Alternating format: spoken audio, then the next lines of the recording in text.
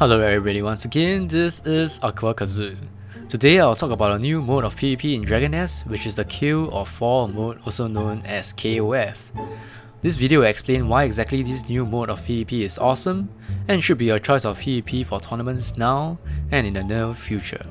It is going to be a pretty long video, but what I'll be talking about will definitely be worth your time. And the first question most players have been asking me about is why exactly softban or blacklist skills as a rule is no longer recommended in KOF tournaments or matches. Firstly, you need to understand why softban rules was in place. There are many reasons pertaining to why softban rules was around. Refer to the link below provided in the description of the video for a forum thread that I wrote in 40cap to have an idea why some players choose to play by softban rules. However, we're currently in 50cap, and I'll highlight a couple of main reasons why softban rules shouldn't apply anymore in a KOF compensation on setting, and also why KOF is awesome. The first reason why KOF is awesome is due to the changes in which the winner is determined. In a standard Colosseum PvP, or even ladder PvP, as long as both parties are alive, the result will always be a draw. However, in KOF, the player with the higher percentage HP will actually win in the end.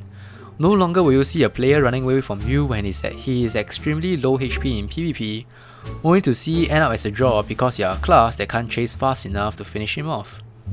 This is extremely frustrating, especially when you are PvPing trolls, who get seemingly into this runner mode whenever they find themselves in a disadvantageous position and to force a match into a draw so that they get a second chance. Now you might also say that it is a stupid change in KOF where the higher percentage HP player will win, because now players will just need to do enough damage and then behave like a runner for the rest of the round time, and in the end win with a high HP percentage. However, the KOF map is similar to the ladder map in which you are trapped in a circular arena where you can be cornered by a skillful player. In other words, you can run, but you cannot hide like you can in other standard maps like Lost Temple, where you just run around from the bridge and just go in circles, or other standard maps. The fact that now the winner is determined by higher percentage HP also opened up many possibilities for how other classes, especially for defensive classes like Saints and Inquisitors, who are usually not viewed as an ideal 1v1 PvP class, to now be viable due to their capabilities to heal and reheal in battle.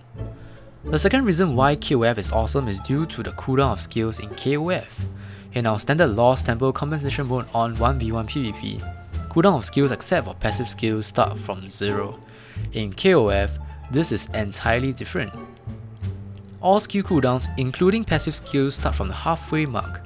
No longer will you see a Sword Master make use of aerial combo invisibility frame very early in the game, or a priest being almost totally defenseless without defensive skills like block off cooldown fast enough so that they can defend themselves against rushing and aggressive warriors that will definitely attack them mercilessly from the beginning of the round. In KOF, because all skill cooldowns, including passive skills, start from the 50% mark, the playing field is now much more balanced across all 20 classes available in 50cap, explained with some examples below.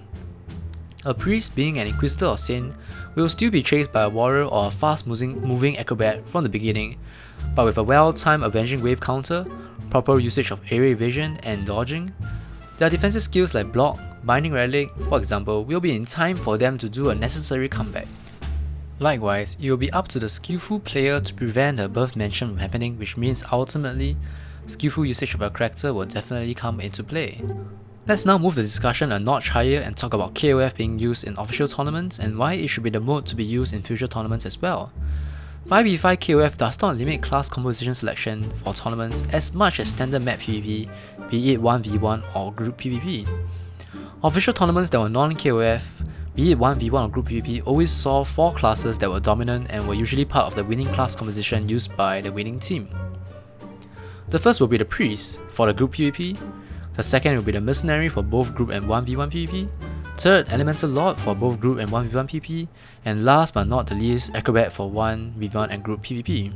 The winning team always saw a combination of these 4 classes, and you will see the acrobat taking over the elemental lord or vice versa, but the mercenary and the priest were always the class that were always selected, and usually you see them being the winning class composition in the end. This was not surprising due to the skills that these classes had that seemingly gave them an edge over choosing another class. Mercenaries has group super armor buff via Empowering Hull, and they have Cyclone X. Acrobats have Spirit Boost for faster cooldown for skills for their group or their party, and Elemental Lords have their high DPS and ability to disable and debuff opponents, as well as increased viability due to increased super armor with the usage of shields. And lastly, Priest, because both group defensive and attack buffs are available to this class. However, in a 5v5 KOF format, though not undermining all the above mentioned advantages, other classes now have an equal if not higher chance in participating in an official tournament. This is due to the nature of KOF, where it is simply a 1v1 relay, and group dependent skills are no longer critical factors in determining who is in your team. Your mastery and skillful usage of your own class will determine instead. So here comes another debate, whereby tournaments so far never allowed teams to bring 2 players of the same basic class. This meant that now players have to choose between a paladin or a priest, and similarly a sword master or mercenary for their team, which meant that the restrictions are still present, but definitely less prevalent. For example, some might argue that the Inquisitor as a choice in a team will mean that there are less advantages compared to a team that brought a Guardian, since Guardian seems to be better in 1v1 PvP. This is where we go to another reason why KOF is an awesome mode of PvP. KOF opens up an endless possibility for strategies for the variety of class compositions you want to bring.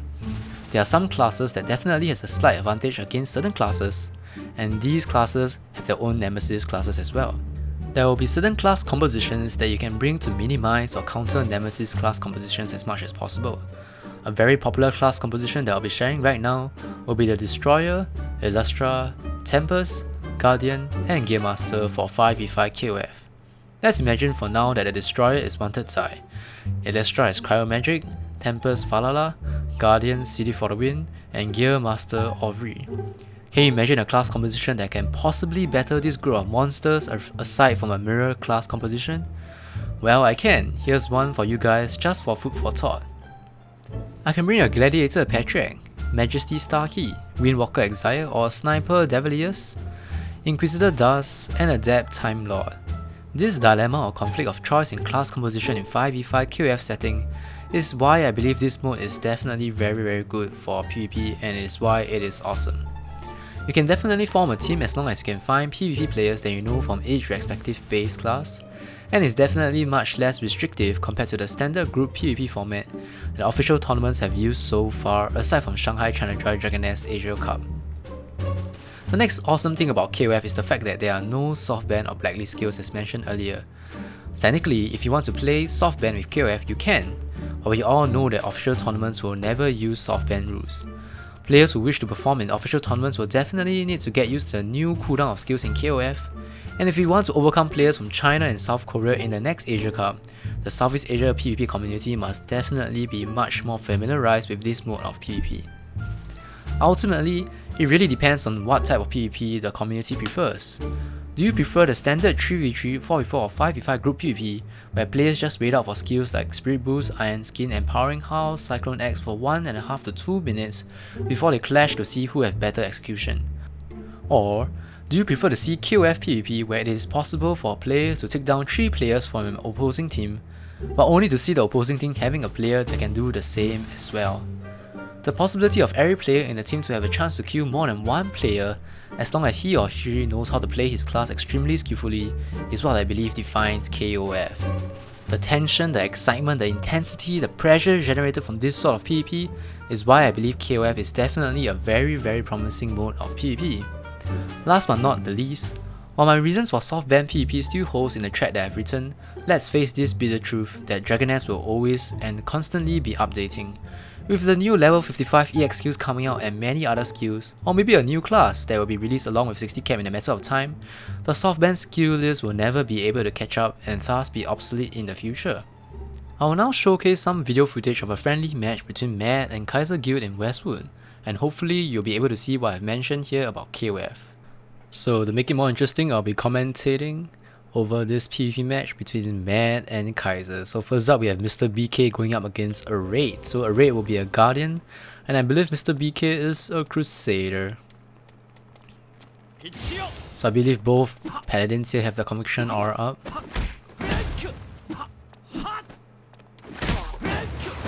Look at that, Shinbreaker counter, the shield charge counter on the Shinbreaker there. Beautiful Justice Crash timing there. Dash kick smite counter from Mr. BK on a Raid's own lightning zap. So both players are definitely rescueful here. Air evasion's options for Mr. BK is gone because he uses air evasion, and you can see the block and heal are used by both players here. So this is where we mean that there is no softban rules. I believe that's Secret Hammering, and that's the Crusader buff, which I have no idea what's the exact name. But Raid has used his Divine Avatar now, and you'll see Mr. BK answer as well. So in that sense, it is balanced. But I can see that now there's a standoff where both players seemingly can't do any damage here. But I can see Raid using his Stance of Faith up, because once the Divine Avatar buff is gone, he has a defensive skill up and ready, so you can't be disrupted as he attempts because of his Stance of Faith. So he baited the first air evasion here. Don't shield charge counter there, into a Justice Crash here, but no stun. But look at that, on the wake attack timing there with the Holy Bolt, beautifully done. And the Electric Smite as well, as he goes into combo mode on Mr. BK. Oh, even a sliding knee kick here. He avoids the arm raid, counters with a Shin Breaker, baits the air evasion there, avoids the Shin Breaker from Mr. BK, and I believe Mr. BK's Electric Smite there was off the target. And you can see now Mr. BK's in trouble here, as a raid pulls his advantage. Oh, he caught Mr. BK there with a nice Shin Breaker there, and the first round goes to a raid. So this is the first player, and you can see that Mr. BK is actually on Mad, so it's not really a Kaiser up against Mad friendly. So this is why it's a friendly, because I think they mix and match the number of members in their team. So let's see who will Kaiser be sending up here. So I believe Dar Revels is also another Guardian here. Yes, you can see the Conviction Aura coming up. Shin Breaker from both players here. Shield charge at the same time. So you can see that the mind games is here in the mirror matchup, because both players have similar skills and they know which skills can counter one another here. So it depends on which player adapts very fast. The block is used. You can see he reacts with a block as well. But a nice Holy Bolt placement there to catch Darl there. I have no idea why Darl Revels used his Justice Crash there, knowing that the block debuff was still up. He baits the air evasion here from Darl, and look at that, he catch him into a nice sidekick into Electric Smite, but that was a lucky aerial block there for Darl Revels. But Eric has his Stance of Faith up. Will he be able to use it like City for the Win, like the level 60 EX skill with the nice toggling here? Avoiding lightning zap there, well done by Darl Revels, definitely. Look at that armor break cancelling here, he baits the air evasion, he catches him after he lands on the other side. But the shield charge continuation, oh, the Justice Crash actually caught him here into a nice Holy Relic there, and he continues his combo. So Array definitely a very good Guardian here, and pretty decent as well. Look at that, Justice Crash, iframe. I mean, Justice Crash avoided with the iframe usage of Electric Smite. I think the DA from Dar Revels will be out very soon, or is he choosing not to use it? Not too sure. You can see Array, oh look at that, side kick into Holy Kick wall combos. That's the second one there from Array. Whoa, I'm seeing something new here. I mean, something that's not common, but you can see Dar was using his own Divine Avatar at 0% HP. So this is unfortunate for Array, as he has to wait out right now. As you can see, it's another standoff between the two Guardians. And look at that, Dar Revels just healed back another 10% HP. As you can see, there's around 1 minute on the clock left. But look at that, Array still has almost full HP. Both players are under the debuff of Stance of Faith, I mean Lightning Zap. Toggling from Array there for Stance of Faith is definitely used very well. Oh, but the shield charge that was cancelled by the Lightning debuff. You can see Dar Revels in trouble right now. The Holy Bolt, oh look at that, it's a Justice Crash, and Array gets a 2 winning streak here. I wonder who will be his opponent next. So you see, even after losing 2 matches, let's say if I send out Falala, he could take away, let's say take away a raid, but he has to take away another player to level it up again. So if you lose 2 games in a row, it's definitely huge for the team, especially if both teams are extremely skillful. So the next player I believe is a sniper, and is fixated here. He avoids the triangle shot there with a sliding knee and a dive kick. That's definitely very good from a raid here. Stuff that we don't usually see from Guardians. Using dive kick for mobility. block is used for him to get close to fixated here. So you can see that tracking arrows is definitely a problem here, but look, there are certain classes that have defensive skills.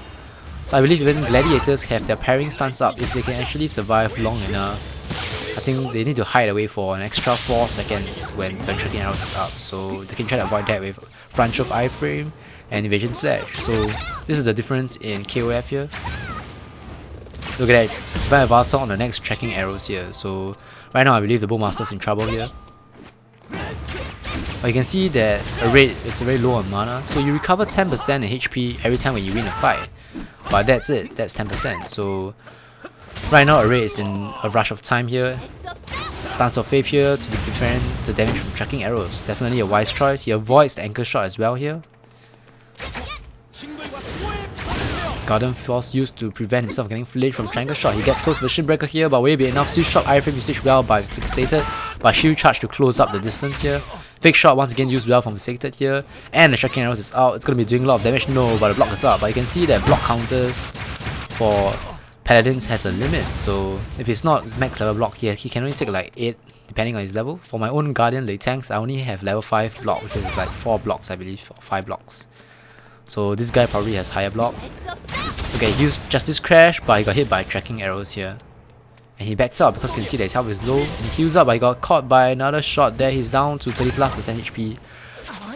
Oh, he avoids the anchor shot there nicely. Definitely well done by Array here, but he has no mana. You can see it's 0% HP here. He uses Iron Beard to prevent the damage taken here, but will it be enough for him? I believe Fixated is in a good position here with Array having no mana. The block is used for him to close out the distance once again. Tracking arrows is out. Stance of Faith, because he knows that he doesn't have much block counters, I believe. I think Fixated knows he's out of mana here and goes in and gives 2 kicks, no idea. And I think Tenji just disconnected here. And I believe Array is actually playing for the time. You can see there's only 20 seconds left and he's hoping that he actually has more HP. Oh, the Divine Vassal is out here. He needs the heal. Oh, he's going for his last attack here. I believe it's the last attack here. But Fixated need to survive on the next 15 seconds. Oh, Justice Crash is dodged. Armor break, but I don't think that'll be enough. Oh, the Lying Zap didn't catch Fixated as well. I believe this round will definitely go to Fixated here. Tracking arrows, charge shot. Oh, the charge shot didn't find the target. Heal is used. 2 seconds left on the clock. Oh, look at that. Fixated takes this victory. So this is 1 point of KOF that I want to show you guys. Let's move on to the next footage. So in our second game, we have a Tempest going up against an Adept. So this is Windhawk up against Cute Hilda, which is the first player they sent out from Kaiser. As you can see, the Academic is having trouble here. So some might say that, you know, Gear Masters, Adept, Physicians or Shooting Stars, you know, have a lot of advantage in ladder here. So here comes the strategy. So to fight against Academic classes in general, you really need to battle it out to your, I think, all out, unless it's a mirror matchup. Within the first 10 to 15 seconds, if you let the Adept, you know, or the Gear Master or the Shooting Star run away and have their free time to set up their towers and their cooldown of skills, you're definitely in trouble here. But look at this, Windhawk has definitely taken and kept the pressure on Cute Hilda there to not let her have a cooldown. So for Adepts, they're actually usually waiting for their Icicle Expression. So that's one thing you need to watch out for. For Gear Masters, once they set up their 3 towers, oh man, you're in for trouble. So there'll be a Gear Master footage here from, I think, from Aubrey, which is Orvie's sister, I believe, and you'll definitely see it coming very soon. But right now, Windhawk is having some fun times here with Airbell X3 here. As you can see, taking away this, I believe it's a Moonlord. Is it a Moonlord? Can't even see what class it is actually. I think it's a Moonlord. Yep. So the poor Moonlord couldn't do anything and just got taken out like this. So Windhawk is definitely extremely good here to waste both area evasions there. And he couldn't use any of his area evasions early because remember, all cooldowns including passive skills are 50%. So Counter Exile is not off cooldown right off the bat, not like Common PvP in standard map. So it takes some time for it to be up. And the normal area evasion actually also takes some time to be up. It's not immediately at the start of the round here, but we can see a Tempest mirror matchup here between the 2 players. Is Windhawk up against, I have no idea how to pronounce his name, so yep.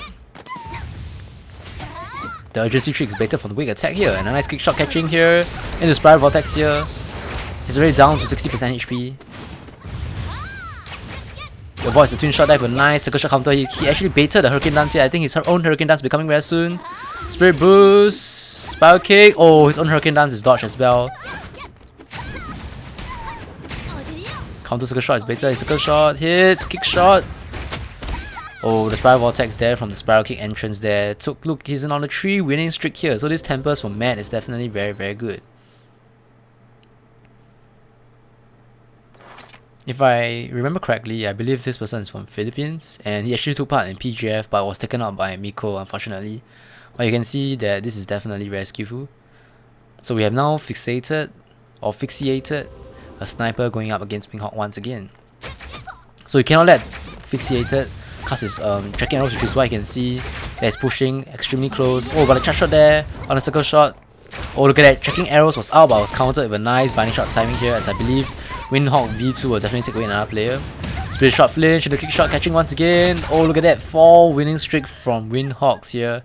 And I don't think Winghawk actually pressed the emotion icon on purpose. So when you win in the game and you spam your buttons too fast, so let's say if your laughter is actually on number 5 and you were spamming on 5, you actually press, the game will actually show the emotion icon for number 5. So I think that was what happened there. So we have a Guardian going up against Winghawk this time. And let's see how this Guardian will do.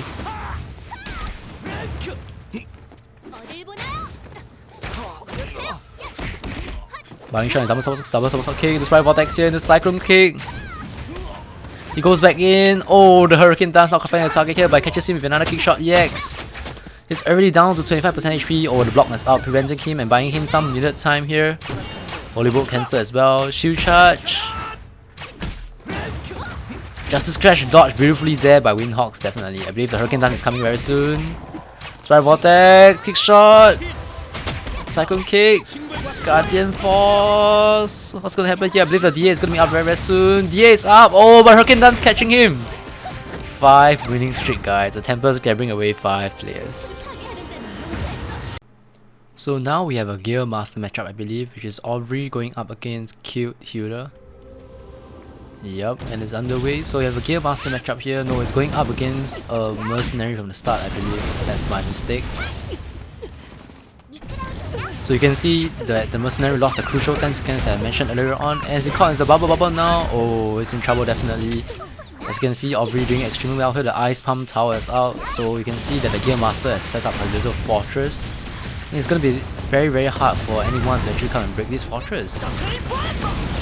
Oh, ring bomb hits, but apparently the time that he used to cast his ring bombs got, the damage done was he was taken away by the Ice Pump Tower damage. And you can see Aubrey here at 100% HP. So because when you win, you gain back 10% HP and MP. So taking that damage there was well worth it. Yup. So I believe Kaiser is going to be sending out Cute Hilda here. Yes, now I believe this is the Physician. Stun Grenade. Look at that iframe of Mecha Dark EX as well. She was caught by the Mecha Shock there from Mecha Dark here, and the Gravity Grenade used well, and the Bubble into a Ping Pong. Oh, taken away extremely quickly here. She says no with a nice emoticon. I love that emoticon from the academic class. That's my favorite. I usually run around to players and just spam that button. It's so cute. So who's gonna be going up next against Gear Master Aubrey? So she's definitely pretty decent here, as you can see. I believe this will be the Moonlord Abel X3 here. Oh, the Moonlight Splitter Flinch from the start is good. Look at the iframe usage of Mega Dark EX there, definitely very well. The flash stuns there, cancelled by Eclipse, well done by Abel.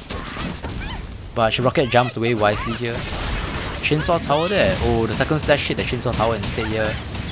Gravity Grenade used defensively well, but she was caught by the Half Moon Slasher as Abel goes in strong. Look at that, once again, iframe usage of Mega Dark EX as well as Abel getting silenced here. He's in trouble definitely. The wax is placed.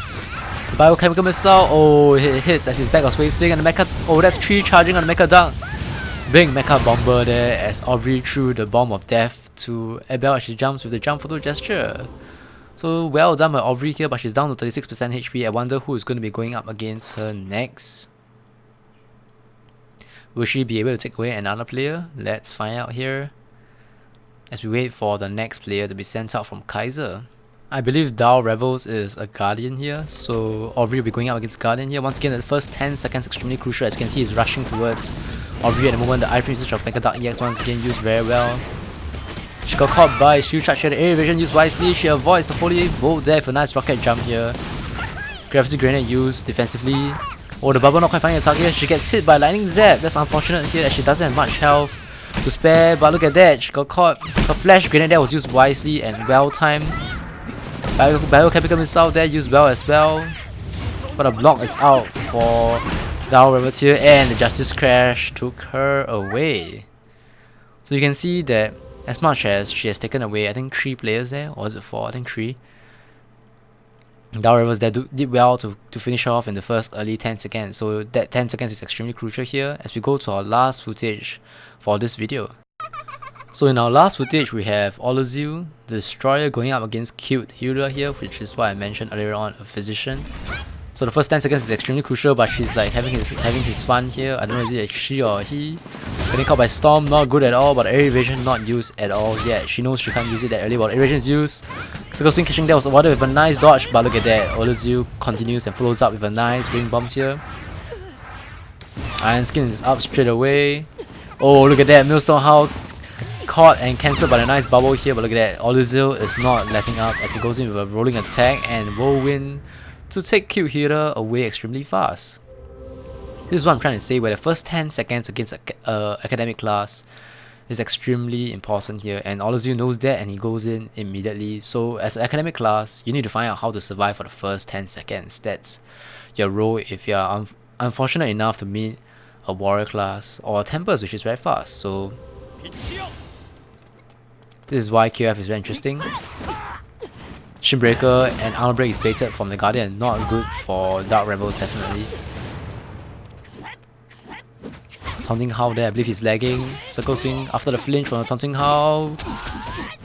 As Olazu now in combo mode, rolling attack here, he's trying to do maximum damage he can. Look at that, he's waiting for the bounce and he can cast his attack buff before his whirlwind, my goodness. He's not going to give him a chance to cast his block. Oh, Maelstrom How taking him away as Dark Rebels wanted to escape and cast his block. But I think it was too late. So Olazu knows that that is the game plan of the Guardian. He's trying to drag his time out. And yep, once he dragged his time out, once he couldn't do that and he based the area evasion here, what the Destroyer or the mercenary needs to do is to catch the person again. So now we have Windhawks, the Tempest that had taken away 5 players earlier on, going against Olazu here. So who will win? The one that take away 5 players or the one that we are finding out to see if you can take away 5 players? He got hit by the circle shot here.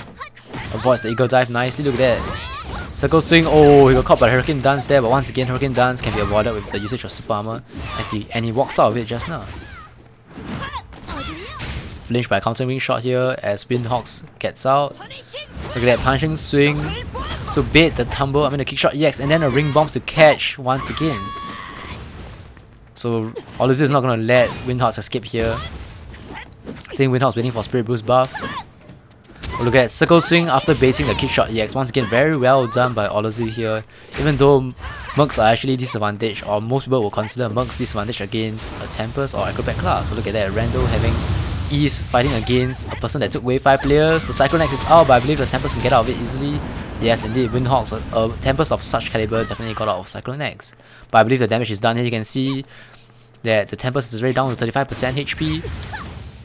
Iron Skin is used, but Randall or Olazu got caught. He avoids ultimate with just a jump there to save his dodge here.